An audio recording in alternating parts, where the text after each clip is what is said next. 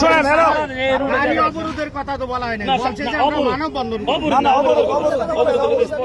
Ambulance বাদে একটা রিক্সার চাকাও চলবে না।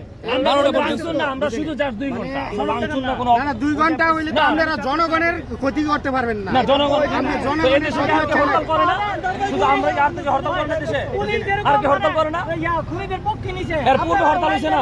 একটা বক্তব্য দেন, রাস্তা ছেড়ে দেন। বুঝি নাই আমরা তো খুনিদের পক্ষে নিয়ে ব্রিফিং দিছে, আপনারা রোহিতের পক্ষে একটা বিপিন দেন বলে এক সপ্তাহ এখন চলে যাবো, এত ঘন্টা। আরে পুলিশই তো খুনি, খুনি তো পুলিশ।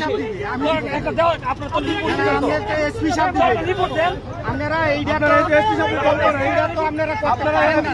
কল করেন, কথা ঠিক আছে। আপনারা এটা করতে পারেন না রে ভাই। বুঝতে পারছি তো। আপনারা এসপি সাহেবকে কল করেন। আপনারা তো আচ্ছা বলেন। শুনেন, আপনি মনে করেন আপনি একটা গাড়ি লয়ে রাস্তায় দাঁড়াই রইলেন, আপনি কি রকম লাগবে বলেন?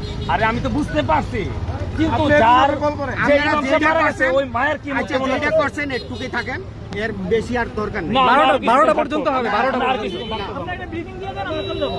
আপনারা রোহিতের পক্ষে একটা কথা বলেন, আমরা চলে যাবো। বুঝলেন? রোহিতের পক্ষে একটা বক্তব্য রোহিত ভাইয়ের পক্ষে বক্তব্য দিবে এসপি সাহেব। এসপি সাহেব কবে? কল করেন। আর কবে? আর কবে? আর কবে?